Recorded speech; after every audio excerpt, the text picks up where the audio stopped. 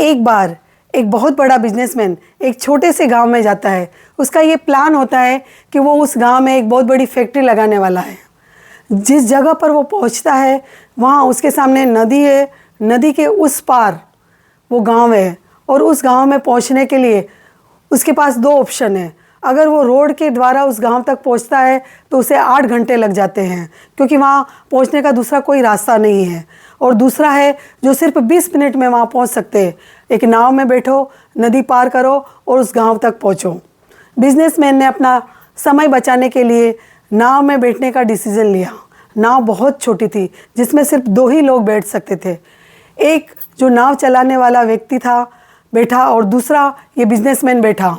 नाव थोड़ी ही आगे गई होगी तो इस बिजनेसमैन ने इस नाव वाले से पूछा कि तुझे पता है आज तेरी नाव में कौन बैठा है?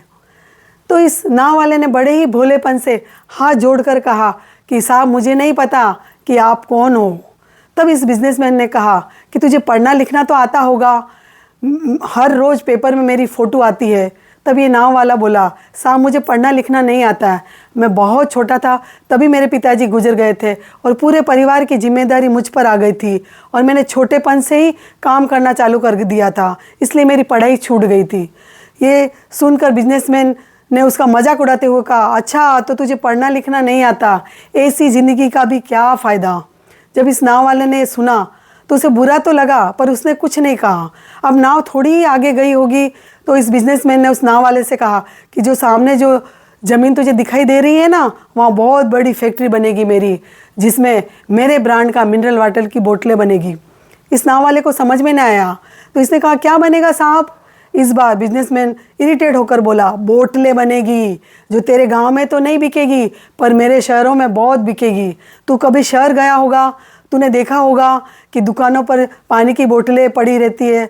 तब इस नाव वाले ने कहा कि साहब मैं इस गांव को छोड़कर कभी बाहर नहीं गया।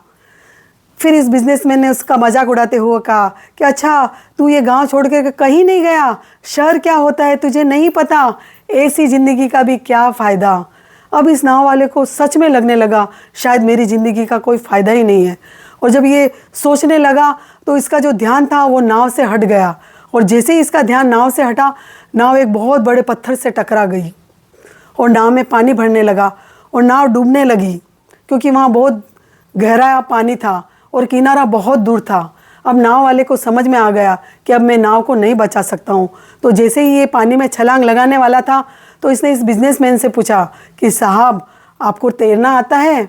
तो भी इस बिजनेसमैन एकदम घबराया कि तू ऐसा क्यों पूछ रहा है, मुझे तैरना नहीं आता है। तब ये नाव वाला हंसने लगा और कहने लगा, साहब आपको तैरना भी नहीं आता, ऐसी ज़िंदगी का भी क्या फ़ायदा। अब बिजनेसमैन को अपनी गलती का एहसास हुआ और उसने नाव वाले की तरफ देखकर हाथ जोड़ते हुए कहा कि तू जितना पैसा मुझसे मांगेगा मैं तुझे दे दूंगा, पर प्लीज़ मेरी जान बचा ले। तब इस नाव वाले ने कहा कि साहब आप घबराइए मत, मुझे तैरना ही नहीं बल्कि डूबते हुए लोगों को बचाना भी आता है। आप मुझे कस कर पकड़ लीजिए और घबराइए मत, मैं आपको गिरने नहीं दूंगा। इस तरह उस नाव वाले ने अपनी और साथ में उस बिजनेसमैन की जान बचाई। ये कहानी से हम बहुत बड़ी सीख ले सकते हैं कि हमें अपनी ज़िंदगी में कभी भी किसी भी व्यक्ति का मजाक नहीं उड़ाना चाहिए। हमें नहीं पता कि हमारे जीवन में कब कहाँ कैसे किसकी ज़रूरत पड़ जाए। अगर ये कहानी आपको पसंद आई हो तो इसे लाइक और शेयर ज़रूर कीजिएगा।